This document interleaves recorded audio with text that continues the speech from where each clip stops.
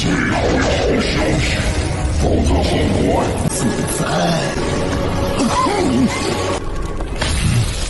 知道在哪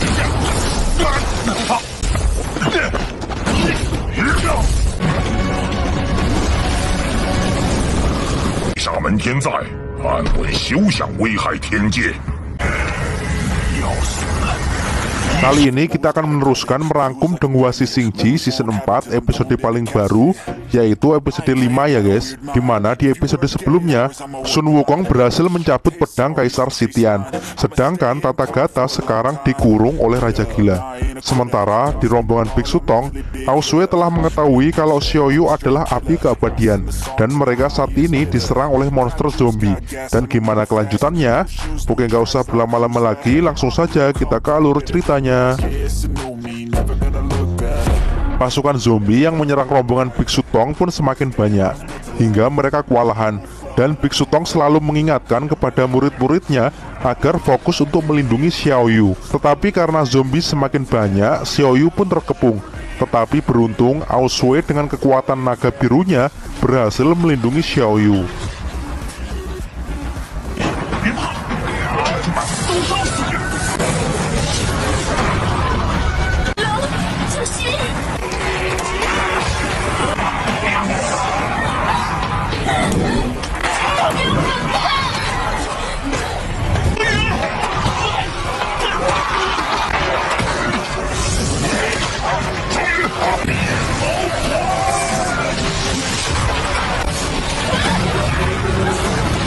Melihat hal itu, Biksu Tong pun kagum dengan kekuatan Aosue yang sekarang.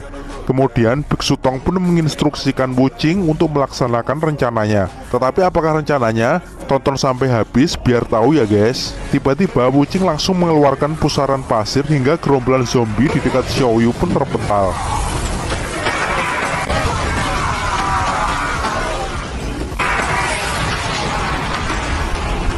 Dan setelah badai pasir tersebut berlalu, Aosue merasa inilah saat yang tepat untuk mengambil Xiaoyu yang merupakan api keabadian.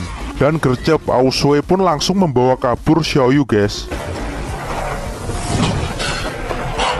Bailang pun langsung curiga karena kekasihnya hilang, sehingga mereka pun sadar kalau Aosue telah membawanya. Dan bersamaan pasukan zombie yang semakin banyak, mereka pun langsung lari mengejar Aosue.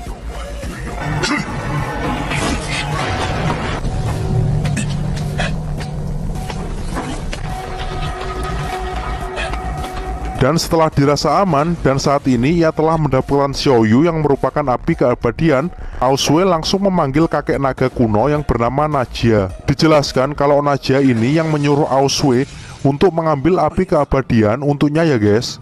Aosue ini dengan terpaksa melakukannya karena kekasih Aosue saat ini sedang disandra oleh naga kuno tersebut.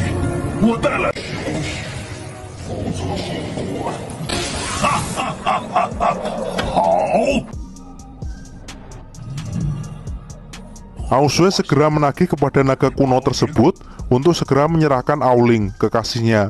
Akan tetapi naga kuno tersebut tampak ingin menginginkan Xiaoyu dulu, sehingga Aosue pun mengancam untuk menjatuhkan Xiaoyu ke dalam jurang. Tetapi naga kuno tersebut tak mempedulikan Aosue, ia langsung mengambil Xiaoyu dan segera menyerap api keabadian tersebut. Akan tetapi tiba-tiba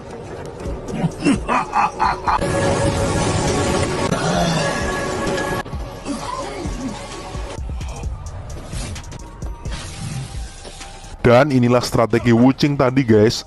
Mereka berdua pun akhirnya menyadari kalau itu bukan Xiaoyu yang asli, melainkan hanyalah jurus pasir Wuqing. Dan naga kuno pun langsung marah terhadap Aosue.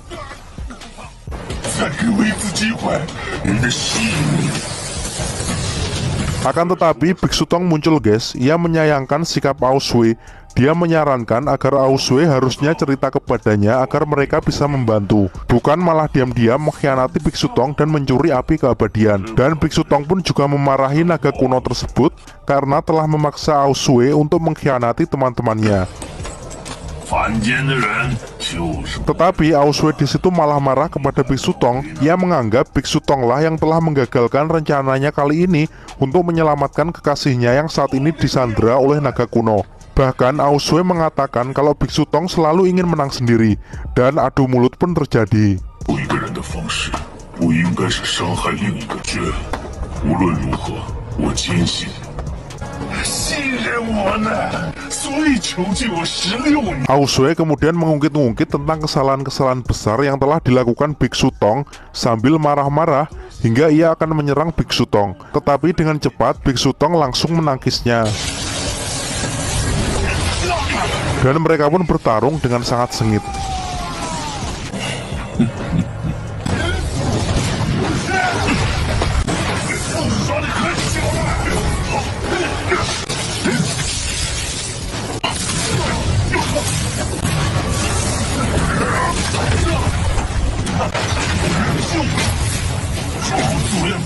Melihat hal itu, naga kuno tertawa sendiri. Melihat dua orang yang saling bertengkar, ia pun malah merasa senang. Walaupun kemampuan Auswe sekarang sudah meningkat, tetapi kemampuannya masih belum cukup untuk menandingi Biksu Tong. Dan Biksu Tong pun tidak segan-segan untuk mengeluarkan kemampuannya dan menghajar Auswe hingga terluka. Tetapi Auswe yang keras kepala dan masih kesal karena dia gagal untuk menyelamatkan Aoling. Ia pun semakin marah dan tidak menyerah untuk menghajar Biksu Tong. Di sisi lain, yang lain pun mengintip dari balik gunung. Xiaoyu pun khawatir dengan Biksu Tong dan menyarankan agar murid yang lain membantunya. Tetapi Patkai menenangkannya karena ia tahu bahwa kemampuan Biksu Tong masih di atas Auswe. Dan ketika melihat naga kuno, Xiaoyu pun sedikit ketakutan karena memang benar naga tersebutlah yang berada di dalam mimpinya dan membunuh teman-temannya semua di dalam rombongan. Dan Auswe pun semakin marah dan berusaha mengeluarkan kemampuannya. Akan tetapi tetap saja Biksu Tong berhasil menghajarnya dan mengunci tubuhnya.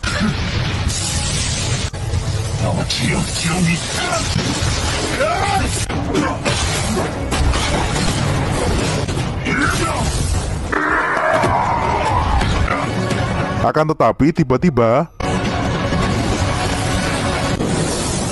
Jin kemudian beralih di penjara alam surga. Tampak Dewa Timur Chiguotian yang sedang dibelenggu.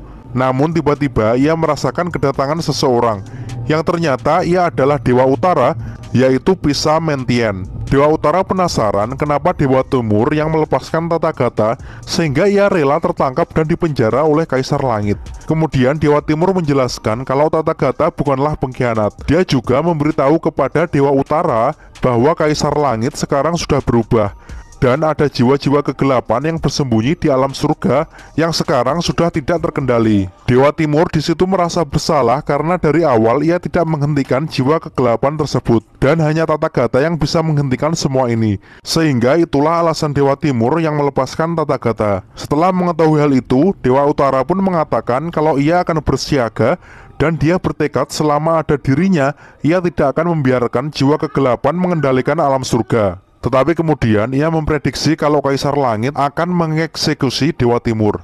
Dan karena ini merupakan tempat yang sebenarnya terlarang untuk dikunjungi, maka ia pun segera pergi. Dan setelah Dewa Utara pergi, Dewa Timur berkata kalau ia tidak khawatir dengan kematiannya.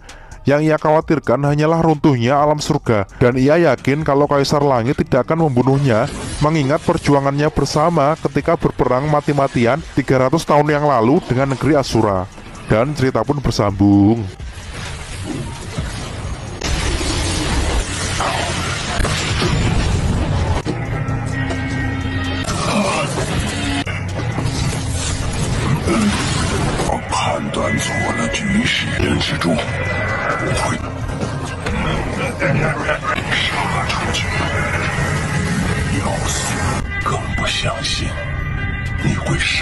Oke teman-teman, terima kasih sudah nyimak alur cerita kali ini sampai habis. Semoga teman-teman terhibur dan paham dengan alur ceritanya ya. Jangan lupa terus dukung channel ini agar terus berkembang. Dan sampai jumpa di episode selanjutnya. Assalamualaikum warahmatullahi wabarakatuh.